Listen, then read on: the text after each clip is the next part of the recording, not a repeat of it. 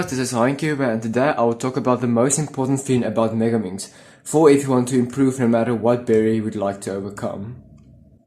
This whole thing first happened when I asked a fellow cuber about how to improve my F2L, and his answer was, do not look at the pairs as F2L cases. At first glance this sounded odd and didn't make any sense, but after I did some slow solves it hit me and I finally knew something that would change my whole perspective and mindset of Megaminx. This realization is what caused me to go from averaging 1 minute and 50 seconds to 1 minute and 3 seconds in less than 2 months. So right about now you're probably on the edge of your seat to hear what this realization was, and here we go.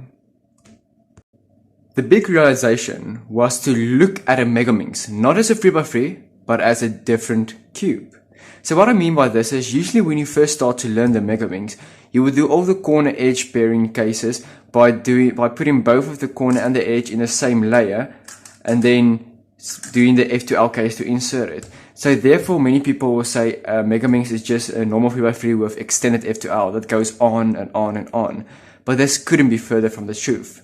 The truth is that the Megaminx is a 3x3 but with fewer restrictions.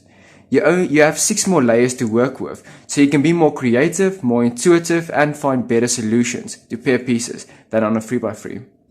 On a 3x3, after you're done with the cross, you can't pair pieces like this while breaking the cross.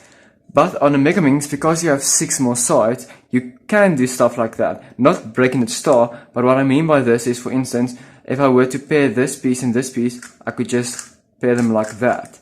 So you can be way more creative with how you pair things. This might sound a bit confusing, but trust me, as soon as you do some slow solves, everything will make sense. Slow solves are solves where you don't time yourself and you think about every move you do.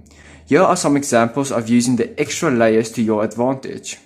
When you have a corner here and an edge here, and you see that there are different layers, and then you should just look at this color and this color. They are the same, so if they are the same, you bring it here and pair them like that, and insert it like that.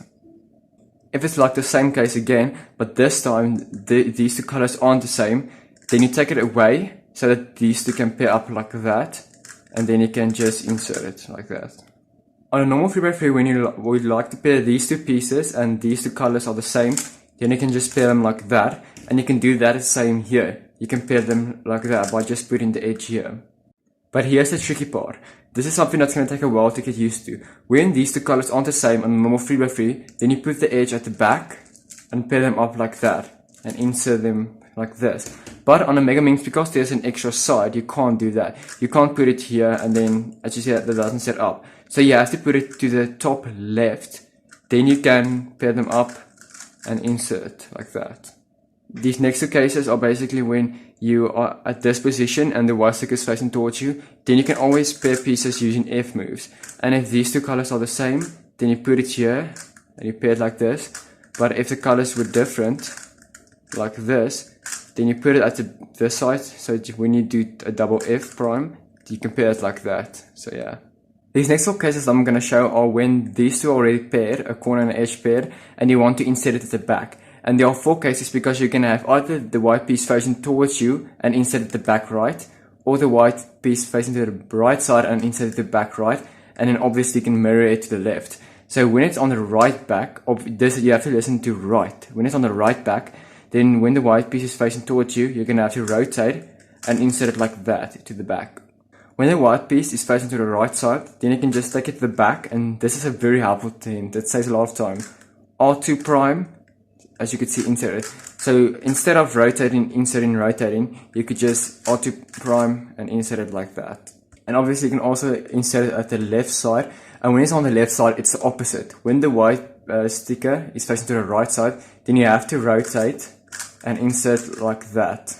But when the white sticker is facing towards you, and again it's the opposite of the right side, then you can do the L2 prime of L2, inserting it, and L2 prime like that.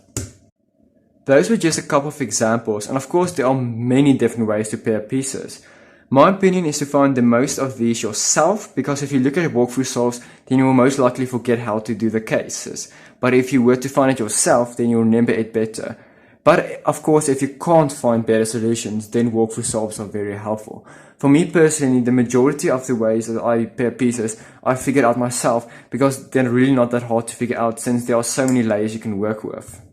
And you don't restrict yourself by just the normal 6 sides on a normal 3x3.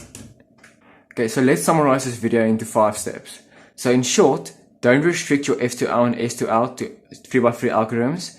Insert pieces in the back. Find better solutions to pair pieces using more layers. Watch some walkthrough solves if you struggle. And finally, and by far the most important, do plenty and plenty of slow solves.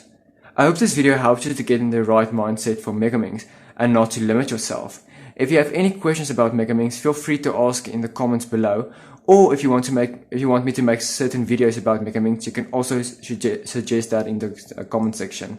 My social media is on the description below for if you want to ask me more detailed questions that I can take more time to answer. So thank you guys so much for watching, and peace.